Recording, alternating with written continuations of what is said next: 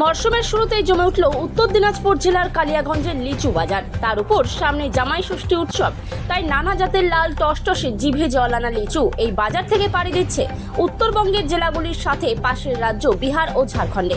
প্রতিদিন ভোর রাতে ছোট ট্রাক ও বাসের ছাদে চেপে উত্তরবঙ্গের বিভিন্ন জেলায় যাচ্ছে কালিয়াগঞ্জের সুস্বাদু লিচু। সেই সাথে রাধিকাপুর কাটিহার প্যাসেঞ্জার ট্রেনে লিচু যাচ্ছে বিহার। মাটি ও আবহাওয়ার কারণে কালিয়াগঞ্জের লিচুর ভালো ফলন হয়, লিচুর মান ও মিষ্টতা বেশ ভালো, তাই কালিয়াগঞ্জের লিচুর কদর সর্বত্র। মরশুমের শুরুর দিকে এই লিচু বাজারে ভালো দাম মেলে, তাই দিনে দিনে কালিয়াগঞ্জের বাণিজ্যিকভাবে লিচুর উৎপাদন বাড়ছে। রাজ্য সরকারের উদ্যান পালন দপ্তরের সহযোগিতায় লিচুর চাষ বাড়ছে কালিয়াগঞ্জে। ফলে বিগত দিনের মতোই কালিয়াগঞ্জ রেল স্টেশনের চাতালে এই লিচুর পাইকারির বাজার বসে। বাজারে হাজারটি লিচু প্রতি হিসেবে বিক্রি করা হয় 400 থেকে 800 টাকা দরে। বাণিজ্যিকভাবে মূলত বেদানা ও মুজফ্ফর, এলাচি এবং মুম্বাই লিচুর চাষ হয়। প্রতিদিন লিচু বাজার বসা শুরু হয় রাত 2টো থেকে, আর সূর্যোদয়ের সাথে সাথে বাজার শেষ হয়ে যায়, তাই রাত থেকে লিচু ব্যবসায়ীদের ব্যস্ততা দেখা যায়। আপনার নাম? मीना देवी पासवान। কিসের বাজার বসে, কখন বসে? এনে 3টার দিকে লিচুর বাজার বসে, রাত্রি 3টা। এত রাত থেকে লিচু বাজার কেন বসে? কাঁচা মাল আছে, আনলে রাতারাতারি বেচে নিজে নিজে বাড়ি যায়। এখানকার লিচু কি ধরনের লিচু বিক্রি হয়? এনে বেদানা, মাদ্রাসি, বম্বইয়া, নানা রকমের এলাইচি, সব রকমের লিচু বিক্রি হয়। এই লিচুগুলো আসে কোথা থেকে?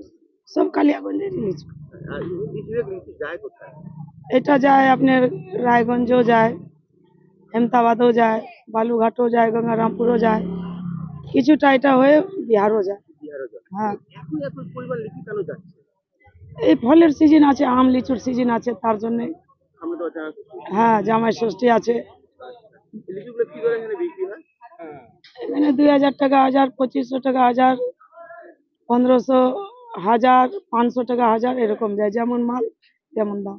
সে কয়দিন বাজারটা বসে? মিনিমাম 20 দিন, 20 দিন। 25-20 দিন। কবে থেকে শুরু হয়েছে মোটামুটি?